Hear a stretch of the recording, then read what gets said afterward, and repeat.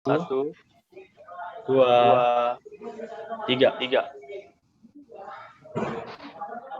Selamat pagi Bapak Ibu.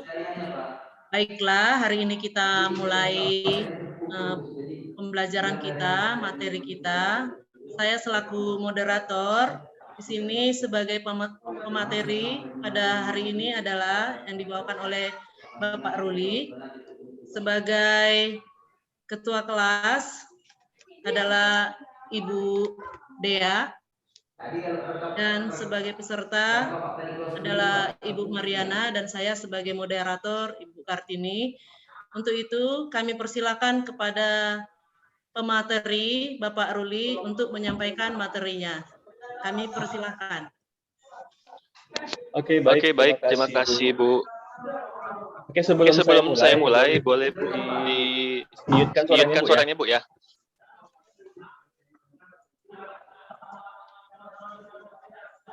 Ibu. Oke. Oke, Bu. Jadi untuk hari ini, untuk yang pertama kali presentasi adalah saya sendiri, yaitu Muhammad Ruli Yamin Sirpil. Di sini saya akan mempresentasikan tentang tujuan pembelajaran ataupun tujuan pembelajaran atau ATP. Oke.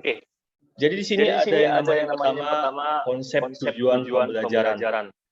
Nah, yang pertama tujuan pembelajaran itu ATP merupakan deskripsi pencapaian 3 aspek kompetensi, yakni yang pertama ada pengetahuan, keterampilan, dan juga sikap.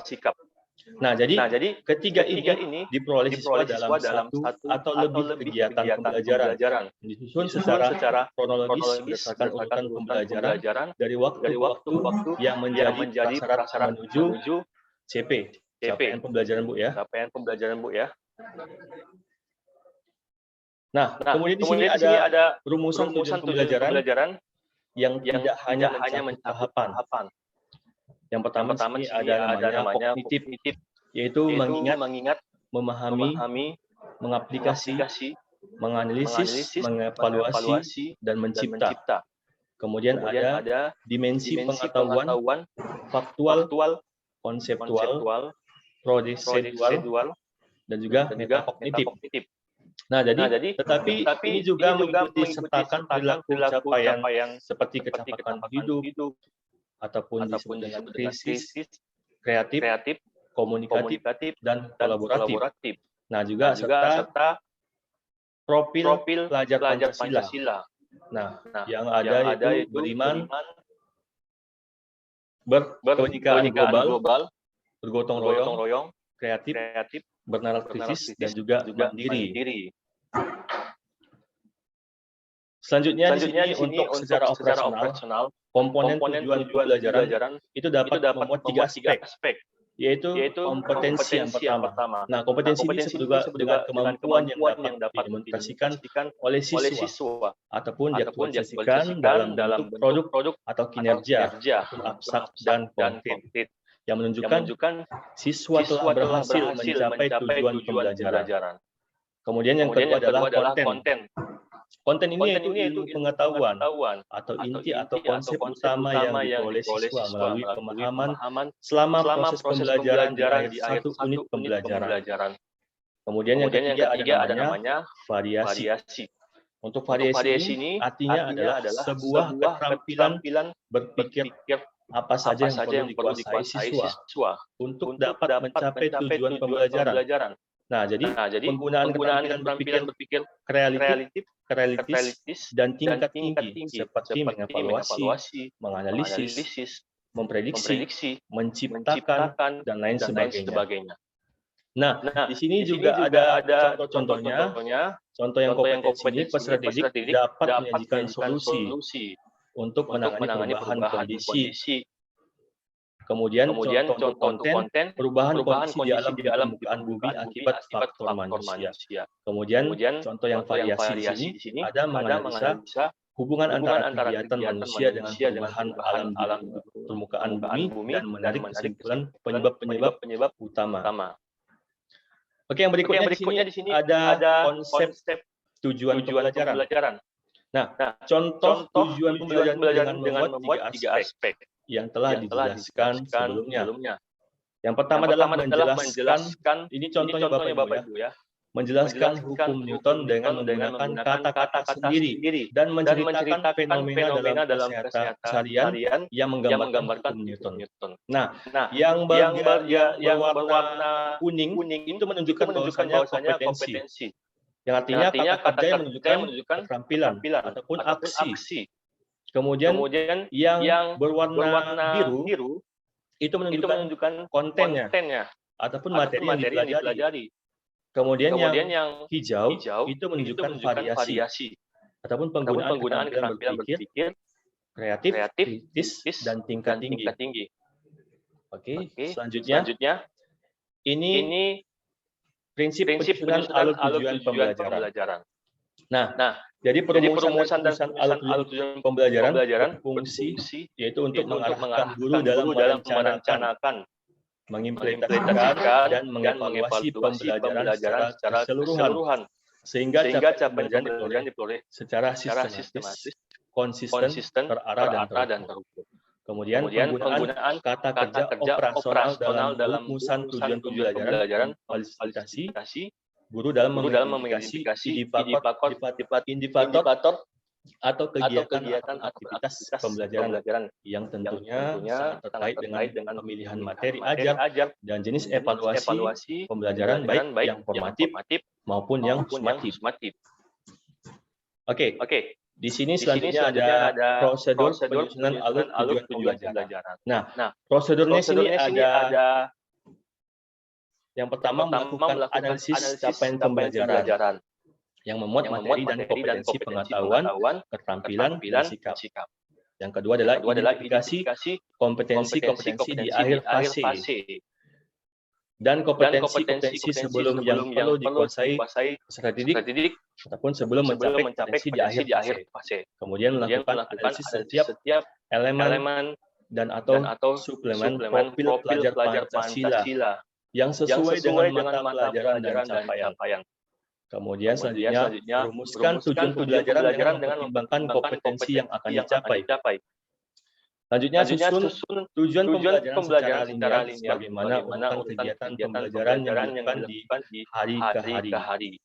Next, tentunya dukung materi dan materi utama itu harus setiap tujuan pembelajaran. Selanjutnya yang terakhir adalah berdasarkan perumusan TP, tentukan jumlah jam pelajaran yang diperlukan.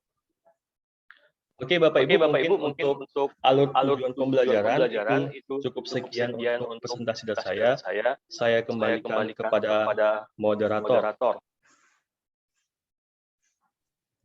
Baiklah, terima kasih buat Pak Ruli atas penyampaian materinya. Untuk sesi berikutnya ada Bapak Ibu yang ingin bertanya, saya persilahkan.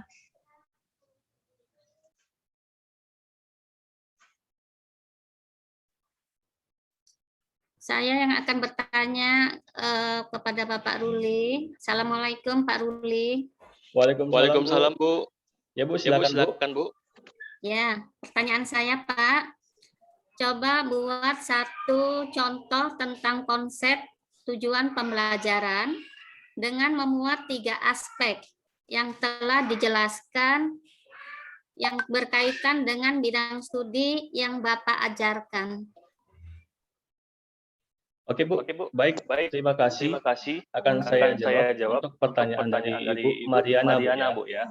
Nah, pertanyaan itu contoh tentang konsep tujuan pembelajaran dengan memuat yang 3 aspek ya Bu ya. Oke, jadi contohnya dengan kaitan dengan bidang studi saya itu saya buat ini contohnya menjelaskan teknik vokal dengan menggunakan kata-kata sendiri dan menceritakan pengalaman dalam bernyanyi. Oke, jadi di sini untuk penjelasannya, untuk menjelaskan itu masuk ke dalam kompetensi, yaitu kata kerja yang menunjukkan keterampilan ataupun aksi. Kemudian yang kedua adalah teknik vokal. Teknik vokal itu masuk ke dalam kontennya.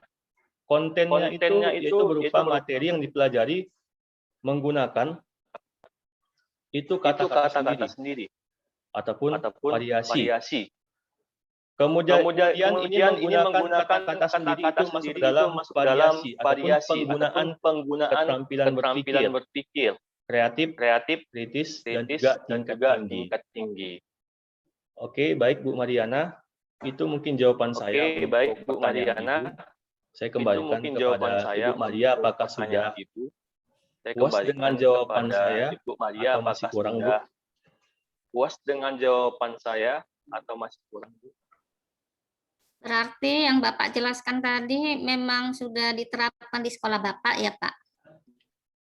Ya, Bu. Kalau diterapkannya mungkin ada beberapa yang sudah diterapkan, Bu. Tapi mungkin karena masa pandemi seperti ini, Bu, ya. Jadi penerapannya agak sedikit terkendala, Bu. Kemungkinan nanti kalau bisa tatap muka kembali, mungkin ini akan diterapkan, Bu. Baik, Bu Mariana.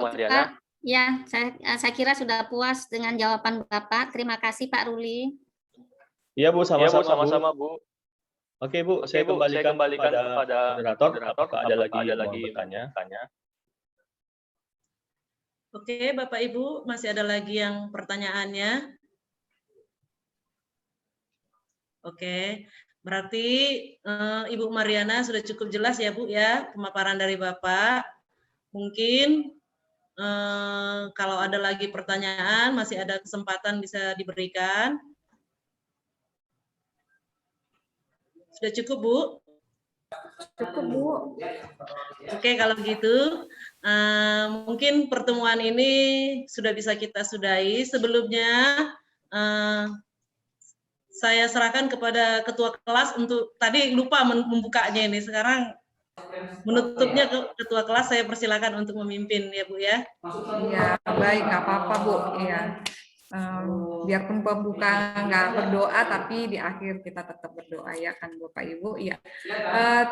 Untuk mengakhiri ada baiknya kita berdoa agar dalam presentasi pagi ini kita diberikan keberkahan, ilmu yang bermanfaat, dan agar kita bisa menerapkan nantinya di kehidupan kita dan kita sebagai guru dalam menerapkan ilmu kita di sekolah kita masing-masing. Ya, ada baiknya kita berdoa menurut agama dan kepercayaan kita masing-masing. Berdoa dimulai.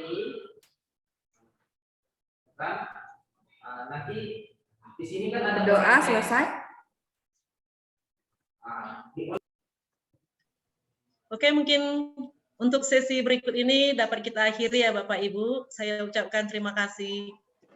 Ya Bapak Ibu, terima kasih banyak untuk hari ini. Mungkin kita sudah ya untuk sesi berikutnya. Terima kasih Bu.